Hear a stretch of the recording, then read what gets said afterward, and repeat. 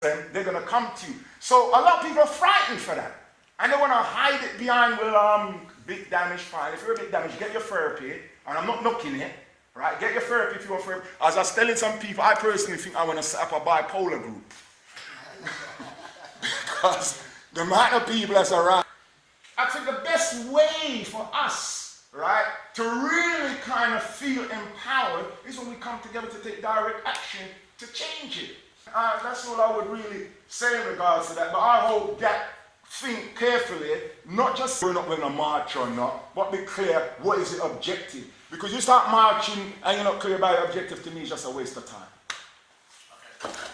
The issue of the march has been raised again, and I am the Secretary of GAC, and let me try once more to make it very clear that we were informed that a meeting took place while we were out, both the co-chair and myself were out of the country, and that there is a question being posed by a section of the Rastafarian community as to one section wanted only to have an event in the park and another wanted to repeat the march from last year, and all it was that does GAC support one position or the other? I spoke to the co-chair, and as a result I asked the officers of GAC for their response. The issue about what the march is about, what its objective is a wider question, and I did not think that was the appropriate thing to do. We have 10 minutes. I want to try and use that time usefully. I hear no objection that we push ahead with the work we're doing on the commission and to try and ensure that something happened there. I want to give the three people who have indicated a chance to speak, but please bear in mind what I've just said about time, and then give Abu a chance to come back. There is something that I've been sent by one of our officers that I do want to read out, and I think that's crucial as well. So, Alice, Kojo, and Huey, yeah? And if people could be, fairly quick with their contribution. Yes, it's regarding the diabetes and the resilience theory. I want to say that this is not true at all, because there is, I'm qualified in health and psychology as a life coach, and there is a theory and studies made about that, so you need to research that. I give you the name of the doctor, it's Dr. Tran, T-R-A-N, and emotional freedom release technique or tapping, and the theory is saying that because of the fact that black people were slaves, as well as Asian people who suffered, they had diabetes. When you say that diabetes is because of bad food, it makes us look like people, we are not responsible, we don't know what to eat. So we have to research that, and I want that in the reparation, because diabetes is affecting mostly population who suffered from slavery. So if you want to come back to that, I will give you that. Please don't encourage that. And also, when Brother Abu say that the faith of the essence that we suffer, that you go through the white child to have the food, that's where it's coming from. And if you want, I can give you information about that later. Okay, thanks very much. Roger? Yes. For everyone, I've got 2 minutes after them.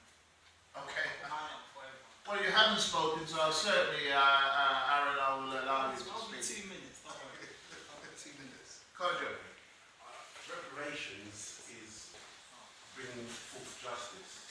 And reparations in terms of enslavement and colonialism, especially European, is about repairing the damage, about getting justice from them invading our continent, from them stealing and murdering millions of our people in the production of modern Europe, where for hundreds of years our people worked for nothing, and all that wealth that was created, which we got very little back from it. It's about the continuation of the war against us in racism, which has been continuous, hasn't stopped. These people have stolen people, they've stolen our birth and destroyed our families, they steal our labour, they want to sketch our minds and steal our minds, but they use it from a material basis. So reparations is about recognising that. Once African recognises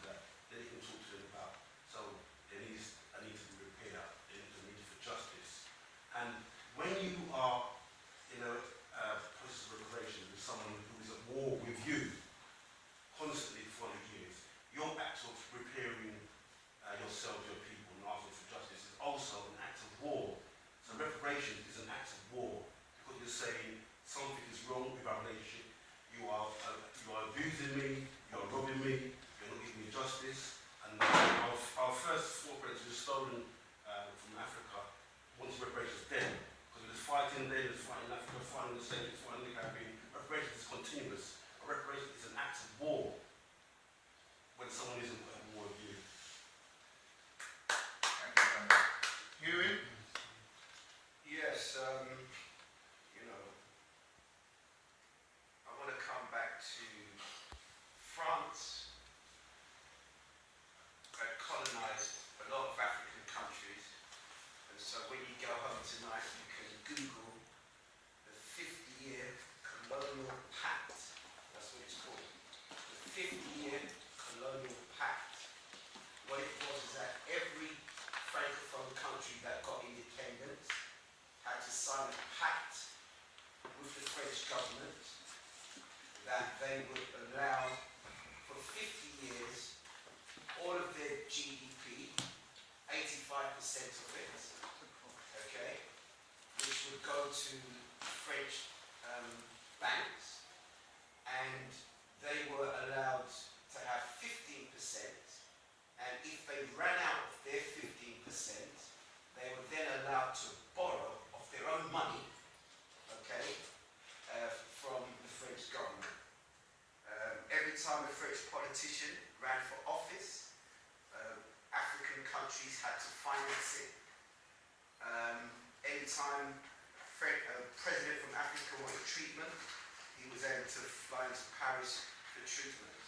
And if you try to oppose it or do something differently, they will cause you to be either overthrown or coup d'etat, as you can see. So what you saw happen in Ivory Coast, that was a coup d'etat because he decided to do something about the cocoa business himself without the authority of French. All of the electric companies. Sorry to interrupt you, comrade. I didn't do it as elegant as you're doing it, but that point has been made already. I mean, thank you for the Google bit, but, you know, what I really want is some concluding point around where we go. And as one of the commissioners of the UK reparation, I would have thought you would like to say, what do we do given our lack of traction? If you give me a chance to land, sir, I was going to get onto that. Yeah, I was worried about the flying around. All right, let me land. So, you've got time, you can go on and see. I don't need to explain the whole processes, but it's really a tight situation that those presidents have themselves in. And it's again really about cowardice and not being able to stand on your own 2 feet and go about it. So where do we go as the UK Commission now? Again, I would advocate that we do go to workshops. Those who are qualified to teach on reparations should be given the opportunity to teach. And I don't have any beef. I'm a member of the New Black Panther Party, and we strive for unity. We don't strive for disunity. And so, one of the common bonds we should always be doing is trying to bring our people unified. If you're saying you're at war, you know, you're going to get some casualties on the way, but you should be fighting for unity. You know what I'm saying? And what I found out is that, you know, we've got time to fight one another, but we don't want to fight the white man. You know? If I say, 10 brothers, let's pick up some guns, let's go and do something, everyone's jittery. Or if it's against another black man, everyone's got some strength all of a sudden. But we don't want to fight the cracker. So this foolishness about, you know, if somebody wants to go that way, and because now you're principled. Principled in what? Be principled in unity. That's what the key should be. So if someone is good at a mechanic and they can fix a car, let them go ahead and have the job for fixing the car. Stop getting caught up in politics. Go for unity first. That should be the key denominator. So I stress again to you, sir, that who is qualified to teach workshops on reparations, utilize the skills of that person. I don't care what their politics are, I don't care what their gender is. If they can come in and teach on reparations, let them get that job done. I'm not in this little camp here, little camp there. I'm with one camp. African unity. Thank Black you. power. Thank you very much. 2-3 minutes max. You're increasing it. 2 minutes. Go ahead. Max. On like one actual meaning or definition of what reparations is at the moment. So I've heard many different topics or many different ideas about it. I haven't heard nothing direct about reparations. And in terms of getting it from other people, I don't agree with that whatsoever. I believe in self-reparations if anything. I've been alive for 25 years, and if you rob something, the robber hardly gives anything back to the person they robbed it from.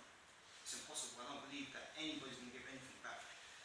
Two, my whole point is at the moment is, in the UK 2015, what do we do as a people, elders, youngers, whatever you want to call it, together, what do we do as a people from now onwards to move forward, day to day, week to week, month to month, as the years go by, it's just getting younger and younger. Another thing, I'll address the diabetes.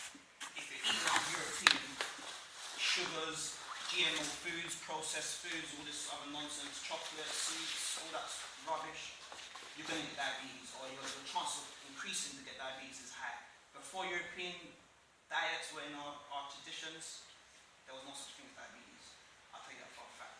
So, me personally, how do you come across to get used into your organisation or get used, inclined to this way of thinking and moving forward like this? And how do you actually form unity? And how do you actually do this sort of stuff? Me personally, if you're going to meet up with, like, everybody seems passionate about black people, yeah? If you're going to meet up with us, what do we tackle from here? When we leave this place here today, what are we doing? Like, what is the plans or what's the action basically? I only care about UK right this second.